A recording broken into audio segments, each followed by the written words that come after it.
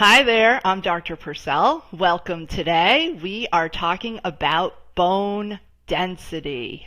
Yes, and bone health. This is such an important topic. So most people don't think too much about their bones unless they break one or their doctor suggests that they go for a bone density test, right? But bone health and fracture risk becomes a real issue in menopause. So let's talk about what we can do and get some insider information about our bones today. So the progression from bone health to bone disease sounds like this. Healthy bones, osteopenia, which is mild bone thinning, and then osteoporosis, which is significant bone loss. Conventional doctors usually prescribe medications when someone has osteoporosis, and bone density testing used to be recommended right around 50 years old, 50 years of age. More recently, the bone density testing regulations have been changed. So now the National Osteoporosis Foundation is recommending bone density testing at age 65 or for women who are over age 50 who have had a history of a fracture. Okay, so those requirements and what's being recommended has shifted. And I don't agree with the new guidelines for a couple of reasons. I feel that waiting until age 65 to test bone density is really just waiting too long. And the reason for this is because most women lose the majority of their bone in the first 5 years that they enter menopause. And for most women, this is between the ages of 50 and 55. So if you go into menopause at 50, then you're going to lose a whole bunch of bone between age 50 and 55. If you go into menopause at age 55, you're going to lose a whole bunch of bone between, 55 and 60. So I think it's really important to test within that window, depending on when a woman goes into menopause and also, her frame. Is she smaller boned or bigger boned? I mean, all of these things need to be taken into consideration. So since I'm a naturopathic doctor and I specialize in natural medicine, which is mostly all about prevention, I want to know, what is this woman's health risk? And I think that testing beforehand is more prudent than testing too long afterwards when we've already gone down a road and maybe osteoporosis has set in. So I really prefer that baseline testing earlier. Again, if a woman goes in at 50, no later than 55. If she goes in at 55, no later than 60, and maybe somewhere in between there. Because my goal is to catch bone thinning early on so we can actually do something about it and stop it and then reverse it so that we're able to build bone again. And yes, it is absolutely possible to rebuild bone. So don't let anyone tell you that you can't. Your body is this living, dynamic, amazing thing because your bones are constantly rebuilding themselves. And they rely on good nutrition that comes in from you, right? What you put on your fork. Wish I had a fork here to show you. Your hormones and the minerals that you eat to help, be healthy and strong and maintain their strength. So the natural process is to build new cells and then break down the old cells, right? Because everything in your body is constantly being turned over. So we build and then we stay, and then those cells become old and then those cells get broken down. So it's constantly this new growth and then getting rid of the old growth. So the way the conventional medications work is that they interfere with that breakdown process. All right, so they prevent the older bone cells from getting torn down. And this initially appears to build the bone density. Like, okay, I have denser bones because I'm still building, but less is being broken down. However, what happens over time is it doesn't really improve bone strength. So over a 5 to 10 year span of a woman being on the osteoporosis medications, her bones are actually becoming more brittle and susceptible to fracture risk because those older cells aren't as strong as the newer cells. So with the natural process, you're building a new bone matrix. Those cells are staying healthy for a period of time. They get old, they get brittle, the body breaks them down. When you take the bone medications for osteoporosis, the cells build, they stay there, and then the medication keeps them there. So they get old and brittle and they just stay there. So it looks like the bone density is increasing and they're thicker, but the strength of the bone really isn't there. I recently, or unfortunately, had a friend of mine experience this with her grandmother. Her grandmother had been on the bisphosphonate drugs for about 10 years, and then she stepped off her porch wrong, fell down, and, broke her hip. And so, although the medication was improving her bone density, it really didn't help her bones become stronger or be able to bounce when she fell. So again, they were brittle, and unfortunately she broke her hip as a result. So if a woman goes for a DEXA scan, which is the name of the bone density test, and it shows bone thinning, then what's recommended is a 2-year follow-up for her to come back in another 2 years and get another DEXA scan. If she starts treatment, then she will go back and have a DEXA scan at the end of that first year of treatment, depending on what the treatment is. But, and then the medications for bone density have side effects. I mean, one of the worst is gastroesophageal reflux, which can lead to esophageal cancer, headaches, fatigue. Then there's the thinning of the jawbone. They call it jawbone necrosis. So there are some unwanted side effects too as a result of taking the osteoporosis medications. And then of course increased fracture risk over time. So it's like they're trying to prevent fractures, but then they cause fractures later on down the road. So I know this can be very confusing, so I just want to make this very clear so that you understand that your bones are living tissue and there's this natural building and breakdown process. So as long as they're given the natural building blocks, mostly coming from nutrition and supplements and hormone balancing, they are able to regenerate and restore, and they are able to be strong and healthy and have a healthy matrix there. So the osteoporosis drugs called the bisphosphonates, you might know them as Fosamax, Actonel, Beniva, Reclast. They stop the bone from breaking down, which eventually leads to dry, brittle, weaker bone over time. So your bones could become harder and denser, but they just become more dry and brittle. So it's not that great of an option.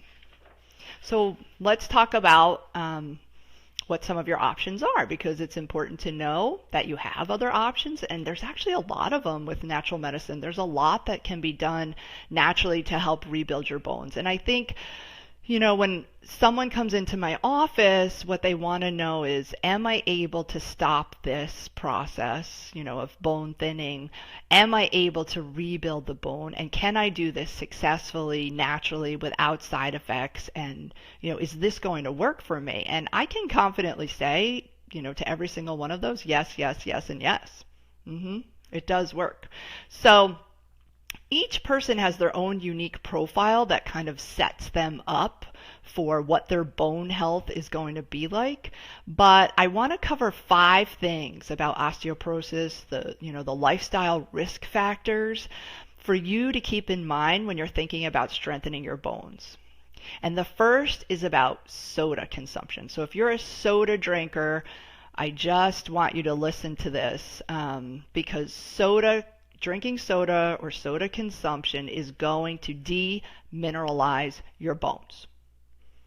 So when you reach for a can of soda and you drink it, within a couple of hours, you will literally be peeing out calcium, magnesium, and essential trace minerals. You literally are peeing out your bones.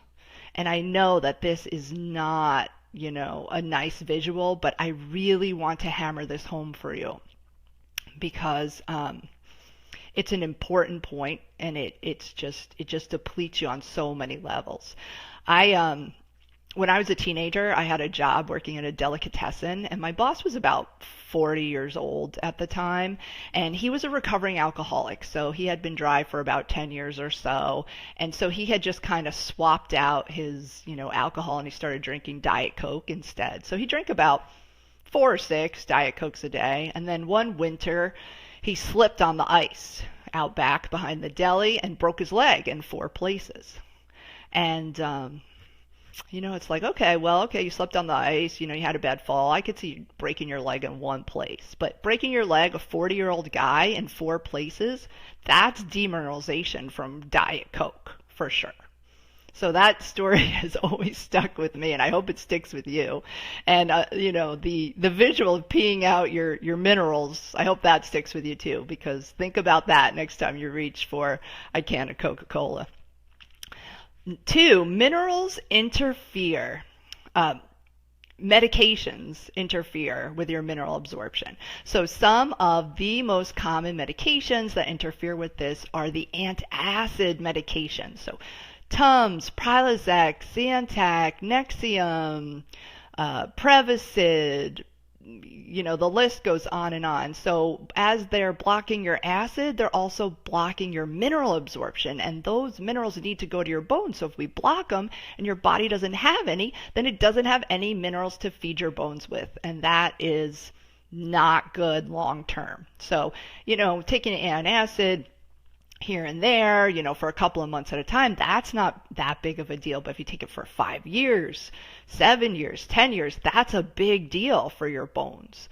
And there is a way to treat your heartburn naturally. So if you want to do that, natural medicine has a lot to offer to help improve digestion and get you off those medications. Because again, all medications have side effects, and that's just the flip side to medication. So my feeling is, when you are able to, it's better to treat it naturally, and you get all the yummy side benefits, and you help your body heal and repair without the negative side effects. All right. And then number 3, a well-balanced diet builds healthy bones. I mean, this just makes perfect sense, doesn't it? So one of the most important things that we need for bones is silica. And you probably don't think it. You probably think calcium, magnesium, vitamin D. No, silica. And silica is so important for our bones, our connective tissue, things like ligaments and tendons, and even our teeth, right? Because our teeth are just, a byproduct. They're bone. So foods that are high in silica include cucumbers, artichokes, and melons, all kinds of melons. So the more you bring in, the more you're helping your bones. And again, if you're not on antacids, then you'll be able to absorb all of those readily bioavailable, mineral-rich silica in the plants. The other thing you need to know is that when your digestion isn't working that well, it's going to block your absorption. So this is why osteoporosis is a very common issue in celiac patients, people suffering with celiac disease, because their absorption is so poor, and they get osteoporosis as a result of the poor absorption from their digestive tract. So anything that you can do to boost your digestion is going to help your bones. So the foods that help boost digestion in a big way include papayas, aloe vera, celery juice, kiwis, melons, lemons, and turmeric.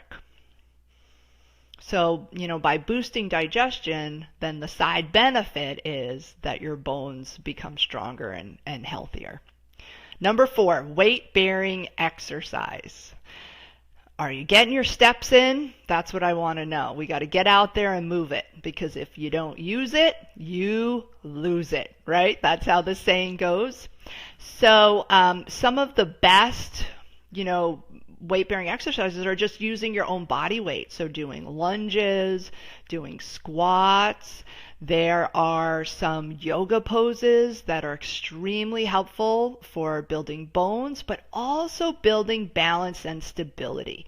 And balance and stability are so important as we age, because when you lose your balance, you fall down.